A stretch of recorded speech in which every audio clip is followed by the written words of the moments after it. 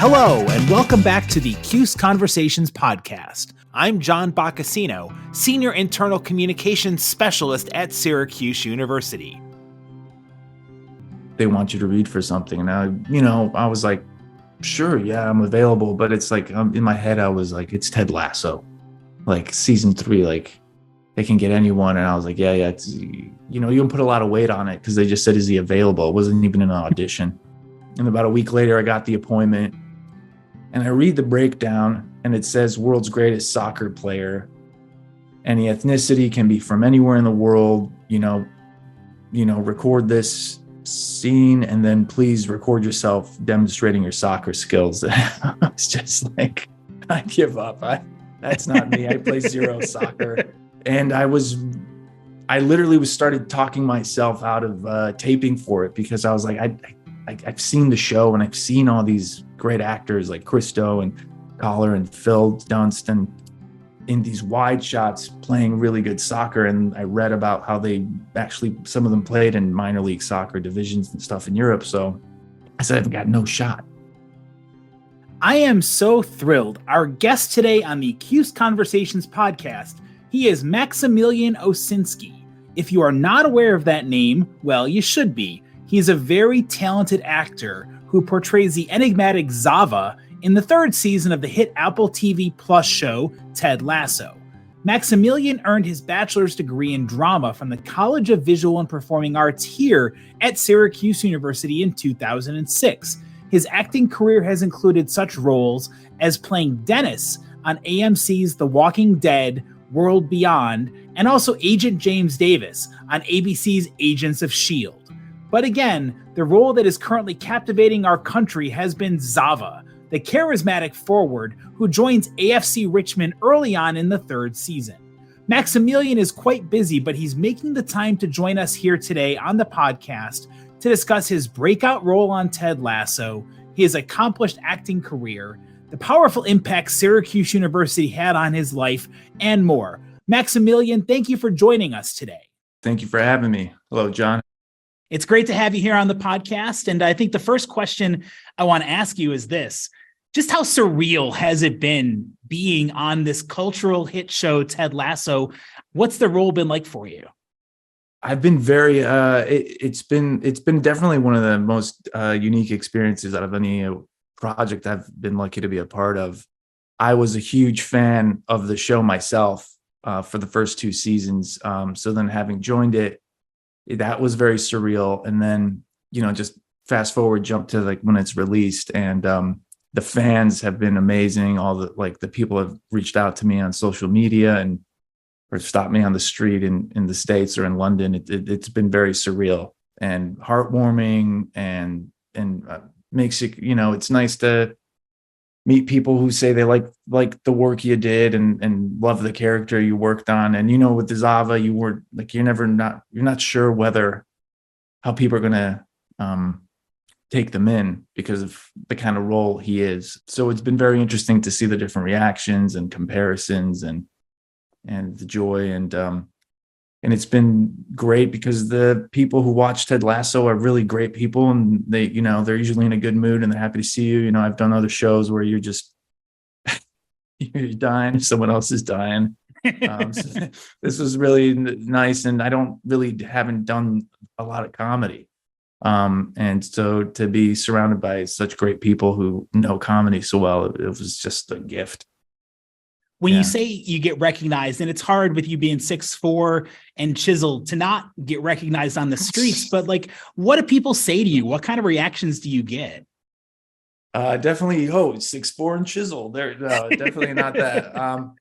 It's mainly like, hey, are you Zava from Ted Lasso? Or like, oh my God, you were Zava, that kind of thing. And then, then I just always laugh like, oh yeah, yes, I am. And I, try to get to know them a little bit. I'm still at this stage in my life where it's very flattering and humbling, and it's really nice. And I try to like, well, you took the time to say hello to me. Let me like, what's your name? And, oh, what do you do here? Or, oh, you go to the same gym? Okay. We talk. And then like, well, I guess you'll see me doing lunges now for the next 10 minutes, and I'll try to act normal.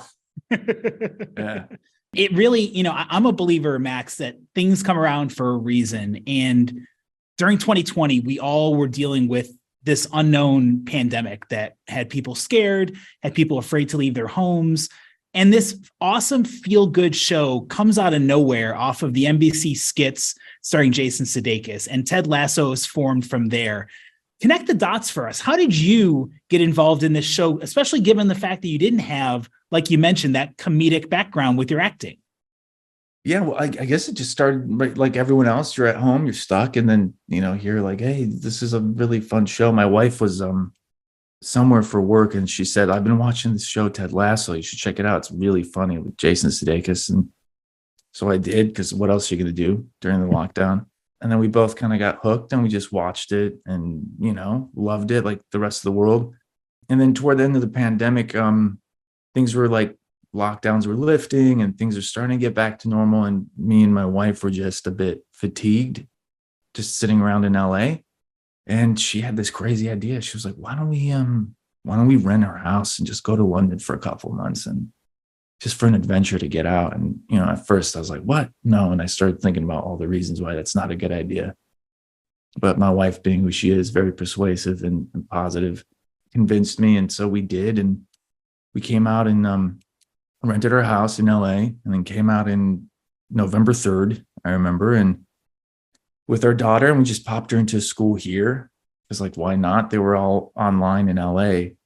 And here in London, they had kind of gotten back into classes and stuff.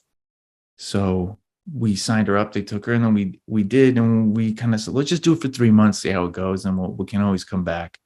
And about a month into our stay, my manager called and said, I got like they call it an avail check to see if an actor is available during this time frame from Theo Park, who's who's the casting director out here in London for the show.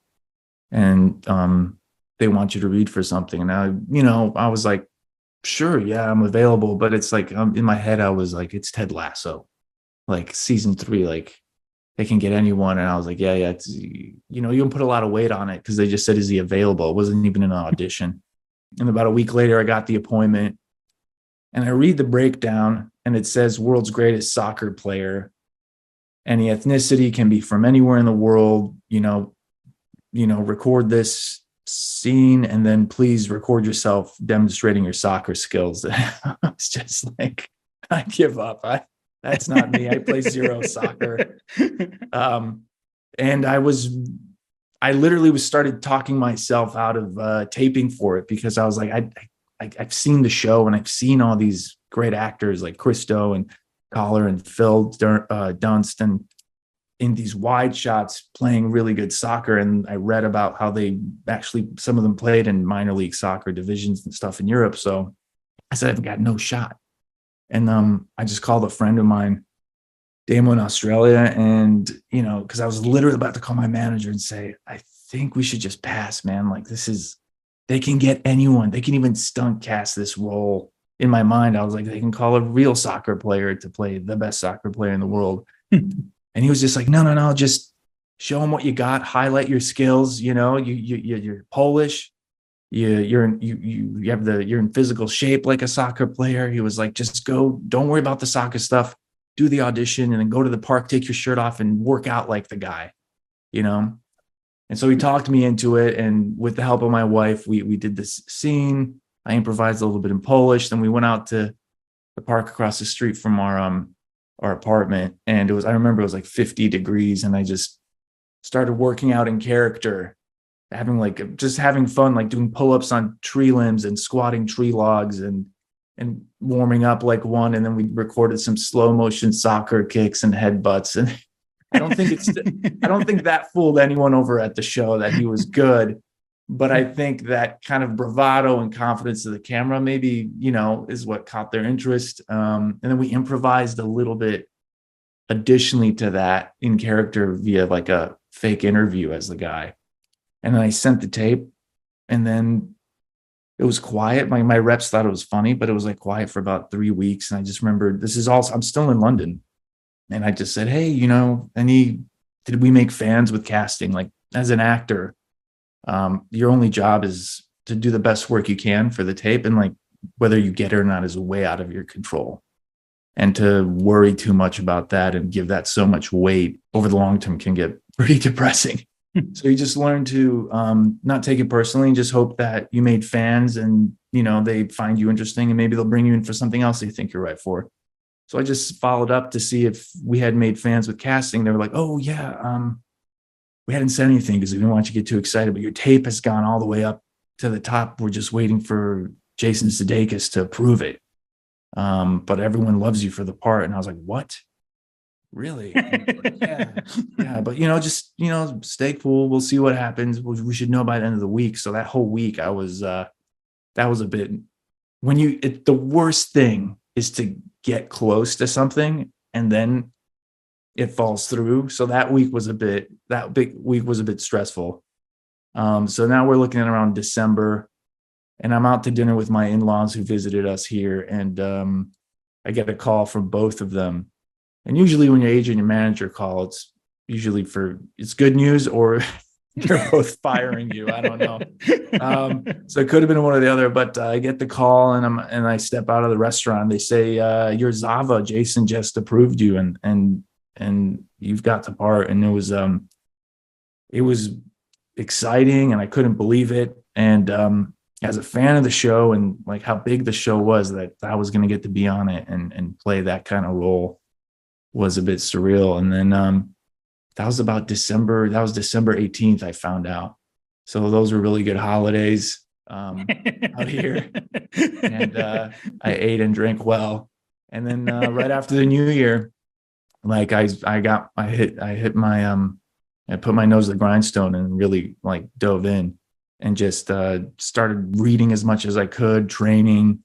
I had I have a personal trainer, Ash Bailey, who helped me like get into the right look for the character, dialed in my diet and everything, and just went with it. And because I didn't really know the way the show works, they're always writing and writing. So from the day I found out I got it, I didn't get to set till about end of February, and I didn't really have no one called and said, "All right, here's the arc, here's what's happening, here's what we want you to do." So I kind of prepared it as if I was playing a biopic of one of these guys. So I just read and watched so many documentaries and watched so many interviews and tried to get into the mindset of who these guys are, why they are that way, why they present that way. So then when I got to set, I can do anything for them, and that's kind of what ended up happening. Like, their style is they write amazing scripts, but they're always changing little things up or getting inspired in front of the camera. Sometimes scripts change week to week that you thought were set in. So I had to be very flexible on my toes, and it ended up being one of the best lessons I've had on a set in a while. What was it about that confident, charismatic, and enigmatic Zava character that really appealed to you, that really drew you in and said, "You know what, Max, this is the role I want to play"? I don't know if I said I thought it was an interesting role to try and do. And I remember when I was just taping for it, I watched a few interviews, and I got a sense of that energy. They based it on a couple of players. I mean, it's all over the internet now, but they were thinking like Zlatan Ibrahimovic and Eric Cantona, this kind of amalgamation of those guys. So I watched these guys talk and stuff, and I kind of got a sense of their bravado and stuff. And I felt like I was able to bring something to that person, to that character. And then, after that initial kind of layer of like, oh, what do they sound and behave like? I kind of needed to get into the psychology of why they present the way they do. Why would someone say that stuff to the press? But then you read these books about what they're like in the locker room and what their work ethic is and what they're like with their family. It's very, very different. There's a big juxtaposition for some of these players, not all of them. Some of them present very humble, some of them don't, and there's very different reasons for them. So I thought I love that dichotomy. And yeah, I just thought it was like one of the first roles where it kind of embraced my height and my physique too. And sometimes with an actor, if you have a dialect there's also that you can kind of disappear more into the character as well. And I really enjoyed kind of just not being like sounding like myself and behaving like myself. Yeah, and I think that allows for a little bit more freedom and play, and especially if you just do some of the work, and then you're in great hands with the guys who, like Brendan Hunt and Jason and Joe Kelly and Brett Goldstein. Those guys know football so well too, so they kind of knew where those guys were coming from. So when you put all that together and you're in such good hands, it made for a lot of fun. And like I just kind of showed up on set, started doing my thing, and I didn't get fired. So I was like, I think this works, and you get some laughs and then good feedback, and you start to even feel more confident. You just sink in and you own it, and to the credit, and I've said this in other interviews, but I have to say it again. Like to play that kind of alpha king character on that show, half the work is the other cast, because when the way they talked about him before he even appears on screen, the way they react to him, and then when he does appear and how they react to all of that, that's them helping me sell that whole character. So without their great work, it wouldn't play, in my opinion. So you're saying that Zava's extravagant wardrobe isn't directly from your wardrobe and from your closet, the clothes that he rocks out there? No. I mean, yeah, the shoes, the yellow trainers. I remember I was talking to Jackie Levy, the costume designer. I was like, hey, I found these yellow trainers in Paris, kind of like them, and I brought them in for one of the fittings. And she said she liked them. She just ran them by the guys, and they said, this is great. And then she just got me the high top versions of that. I took those with me after we wrapped. But no, the Versace jackets, the Versace jackets, and the Zava white T-shirt. Unfortunately, I don't have the Max yet. We'll work on getting you a sponsorship deal. I'm sure we can. Yeah, there we go. Yeah. Something with Cuse related. Exactly. Yeah. They'll sell well. So many people rode the roller coaster of Ted Lasso and enjoyed everything this show had to bring. Season 3 just wrapped up. And I'm not going to ask you to say anything that you can or cannot comment on, but in your humble opinion, do you think there's enough for the show to come back for a 4th season? Or do you feel like everything has been resolved sufficiently that this might be the end of it? Well, first of all, I don't know anything. Like I can't, I don't know anything about what Jason had in mind. All I know is from what I've read is that he wanted to tell 3 seasons of this story. So I think he's done that. And I think he's done that really well. And he wrapped it up in the finale beautifully. As far as, is there more stories to tell? Like, absolutely. I mean, with Rebecca and Keely and Roy Kent now is the head of AFC, spoiler alerts.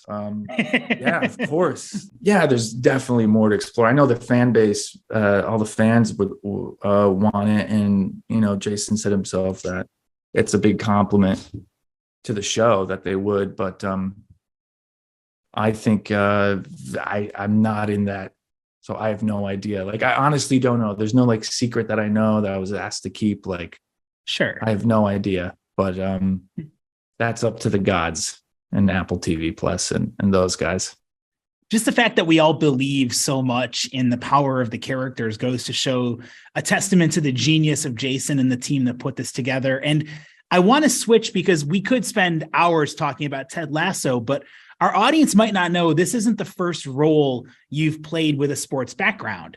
And I want to talk about your first pretty well-known sports movie you were in, had a Syracuse tie to it, The Express, where you starred as Syracuse quarterback and halfback Gerhard Schwedes, telling the life story of Ernie Davis. Just how cool was that? I mean, being an alum and you're getting to be in this movie that's telling the story of the Elmira Express. Yeah, that was like that was really like manifest destiny. That was very strange. That was my first SAG job, and it was like a feature studio film. And my manager sent me the thing, and I went in to read for that. And I remember when I did the callback for the director and everyone, like all these actors came in and they're all wearing like Syracuse jerseys and swag and coats, and and I graduated from there, but I didn't really use that to like sell. I was just like, I'm just gonna go in and do my thing, and they don't care where you went to college. They're looking at the work, the actor. So I remember just seeing everyone like trying to wear Syracuse paraphernalia, and I didn't. And yeah, I went in and I did it a few times and left. And like, I think like a week later, I got the offer, and I was really excited because I was living in New York City at that time. So I drove down to Syracuse and I met Gerhard Schwedes with his wife. And I just talked to him about that whole time and took notes and asked him like what he did before he started a game. What were some of his ticks and rituals on the field and stuff, just to try and, that was my first professional job. So I was very actory about it. I was like, what side of your hand did you tape your wrist? And what were you thinking when the kick was coming your way? And, like, you were humming a song. What song were you humming? I would listen to that song. Yeah. So that was really cool. That was a really, really like fortunate blessing, and to be in that movie and then be an alumni of the school as well. And to just know the history of that whole time, which I honestly, I knew of Ernie Davis, but I didn't know the full story. So I did a lot of historical research and put a whole new perspective on my time there when I was a student and football program and the history of it. So that was an amazing blessing. And then I got to go up to Syracuse for the premiere, which was a lot of fun. Yeah. So yeah, that was a blast. So I was honored, basically, short of it. Yeah, no, and I can't think of anybody better to take on a role like that than, again, someone who is a proud alumnus. And I think the fact that you didn't have like a crazy sports upbringing as a child, that maybe that plays to your benefit, because you probably could break the mold a little bit. Instead of being, here's the guy who played football in high school, you didn't really know too much, didn't have familiarity, and you could bring a fresh perspective to the role. I remember that one I was really young, and they were saying, "Can you play football?" And I was like, absolutely. I didn't do that for Lasso, but for that one, I was really eager, and I was like, of course I can play football. So I did kind of like BS my way in that area. But I think, I don't know. I've kind of grown into like this tall, I have this athletic look, and it's kind of helped me in that way. But I think when they're casting this stuff, and it all depends on the writer, creator, the director, sometimes they want the real deal. Like they want the athlete, and then the performance is going to either be supernatural or supernatural, real to that athlete. And sometimes they just want an actor first, and then they'll worry about the football second. And, everything I've done that was sports related always had doubles, always had guys who knew how to do it. And if there was anything super dangerous, they just swap you out, for the express, like any hard tackles. They had amazing stunt guys that had played college football that would do the hits and do those moves, because actors are delicate and you're not allowed to hurt them. Yeah, I remember they made us wear pennies. Like the actors all had like these green little pennies on. And I remember the coach the football stunt coach was like talking to all these like really buff players. And they're like, these are the actors. If you touch them or they get hurt, you're fired. And I never felt so weak. And like my manhood was gone. I was like, wearing a green penny with these real athletes, But yeah, it's a different talent stack, and sometimes the movie wants the actor who can believably look like the athlete. And sometimes no, they need an athlete to play the part. And there's other movies that would have been fantastic that wouldn't cast that way. But for me, I've been kind of lucky where they're like, we're looking for the acting and the role first, and we'll worry about the soccer later. And then Ted Lasso, that's what they told me. They said, look, we saw your tape. You got the character. You got the swagger. They're like, it's clear you can't play football. So they're like, but don't worry about that. We'll take care of the football. You take care of the swagger. And I was like, deal. And I trained as much as I could. I trained one-on-one for that. I did all those kicks that Zava does that in the wides. I did that stuff. Like they only used maybe like a double for some close footwork and some super wide shots if there was like a long kind of complicated play to use. And he was great. So I tried to do as much as I could. And I have the receipts for that. And I'm proud of that because I learned a massive amount about football, and I have so much more respect for the game, especially being like a kid from the US, who's soccer in the US, football in Europe isn't really as popular, at least not when I was growing up. Yeah. I feel like it's changing now. Yeah. Well, Max, there's no easy way to make the transition I'm going to try to make here, but just do it. Just rip the bandage off. Go right into it, you know? Just go right into it. There's no such thing as transition. Just do it.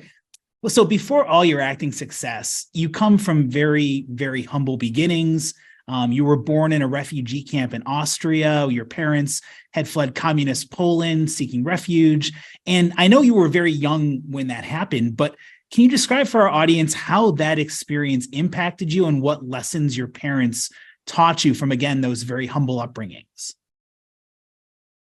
Yeah, I don't think I kind of like realized what I got from that, what lessons I learned from that until like after my time in Syracuse.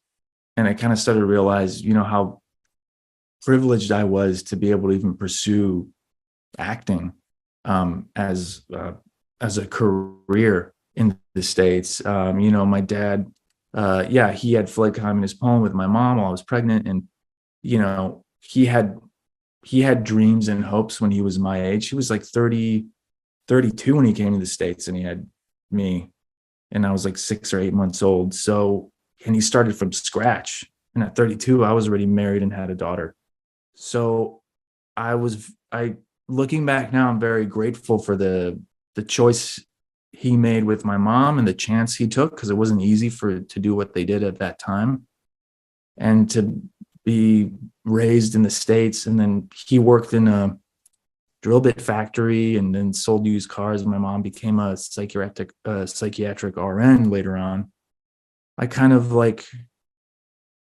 value what I saw them go through, and how hard they worked made me value what they gave me and my brother growing up, and the opportunities they gave me, and the fact that I had an option to, not go, well, I guess I got to go, I have to do labor, or I'm going to go get a 9 to 5. I had this crazy dream of, I'm going to go study acting. And they said, sure. And then I got into Syracuse and, a couple other schools, and I chose Syracuse to do the drama. And it's just a massive privilege to be able to do that. He was too busy trying to provide for his family and make a living and put a roof over our head. And you look back at that, and then that allowed me to have dreams and hopes, and living in the States allowed me to pursue them. And it's amazing. So I'm always forever grateful to him and what they did. And I never forget that, never. And like my only fear and hope now is that my daughter has that same appreciation, because they always say like the third generation doesn't, like, I didn't experience the struggle firsthand. I saw it, but my daughter, she's not seeing that with me and my wife right now, luckily, fortunately. And I'm not saying everything is cushy, but I'm just saying, so like, I don't want her to like take everything for granted, and what it means to grow up in a Western world with a free society and freedom of speech. And you don't have to wait in line for an hour to get a couple eggs and a loaf of bread like he did, and what it takes. Like I would imagine myself, like, what would it take for me to just like leave my entire family in Poland and run away to a new country without any skills or even English at the time, and start. So I'm in awe of it the more older I get. It's really a remarkable story, and it's not new. A lot of immigrant families have exactly that story that you're talking about. Yeah. But it's refreshing too to hear the humility that does get passed down the generations. And I'm sure your daughter, you and your wife, will do everything you can to give her that great upbringing and stay humble and stay hungry. And I really appreciate too, you talking about Syracuse. Let's go a little bit more into the orange for a second here. Sure. What was it about VPA and the drama department that really called out to you? Yeah, it's a good question. Well, my drama high school teacher, Karen Hall, who still teaches at Maine East High School in Illinois, she went to drama. She went to the drama program, and she was the very first one who kind of looked at me and saw that I was really enjoying what I was doing, and said, yeah, you can do this if you want. And she kind of took me under her wing. And I remember always sitting with her after classes in school and talking about acting and theater. And then I expressed to her that I'd want to go off to college and study it. And she helped me apply and work on all these auditions for these schools to apply to different schools. And she didn't pressure me about Syracuse. She just brought it up that they had a good program. So of course I applied. But after I was fortunate enough to have a couple of choices, and the thing, and I remember when I took a train up by myself from Chicago to Syracuse to do my in-person audition for the program. And what I liked about the school, and when I was talking to some of the students there, was like, it was like a conservatory type training off campus. Like the drama program, as many of the students know, is notoriously like off the main campus, but you're still part of the university environment. You're still required to take other electives. And I kind of wanted that kind of well-rounded experience in life. I didn't just want to study drama. Sure. And then just like graduate after 3 or 4 years and not have experienced anything else except, proper voice technique and, wow, he looks really good walking on the stage. I wanted to be as well-rounded of a person as I could. And I thought Syracuse offered that in spades. You got the sports atmosphere. I never did the fraternity thing, but yeah, the fraternity experience, and you have all these other amazing colleges that you could take electives at. So I did history, philosophy. Yeah, I took all these other great electives that I found very helped me get a really good sense and well-rounded kind of education and experience. And it's interesting too that because right now you're currently in London, and I heard that you had a pretty impactful study abroad experience over in London and at London Shakespeare Globe Theatre. The transformative role that played in your development. Yeah, it was just something that was going on, and I think it was junior year, you were allowed to either study abroad at the Globe Theatre for a semester. You could stay and do that. I remember going back and forth if I wanted to do it, because I was really feeling like I found a good pace and rhythm at the school, but I ended up saying, I'll go travel and I get to study at the Globe and live in London. So I did that. And that was great. And that was a wonderful experience. And yeah, I mean, I never would have thought I would have be living here years later, but that is something that I found really good to get out of the States, because a lot of Americans don't really use their passport. So I had that opportunity, saved up a little bit of money, and I did it. My parents were happy to do it. And I visited my family in Poland and with my friend Rafi, who did it with me. And, I got to meet a lot of really interesting teachers out here at the Globe. And now I will live here, and I walk past some of these places. I remember, oh yeah, that's right. We lived here, we ate here, and I took this train a lot to class, and, I showed my daughter the Globe. So it's really nice. It's kind of full circle, very full circle. Yeah. I love one of the quotes that you were attributed to in a podcast talking about, if you want something to happen, focus on saying, make it happen. Don't focus on what you don't have, focus on what you want to have. And it seems like your whole journey has been that positive manifestation and just going out there and shooting for the stars. And it's commendable what you've accomplished. Yeah. Thank you. And it's, I'm guilty of breaking that rule too. And I just try and catch myself doing that, we all guilty. We're human, right? You're always you go to the negative, or you're thinking about oh, I don't want this to happen. I want it. I want, and the more I find it just this doesn't apply to me. This is what I'm thinking about. And the more I think about it, the more I open that mindset for what I want, not what I fear of coming. I just think life in general is a lot happier and easier, and you end up meeting more people. No one wants to be around moping, depressed actor. They're not very fun. And and we've all been guilty of falling into that hole, but it's about picking yourself up, dusting yourself off, and just, surrounding yourself with really positive people. I think for anyone listening, especially in the theater and acting world, I think that's the healthiest thing you can do. Just your job is to be happy in between the jobs. Otherwise, what's the other choice?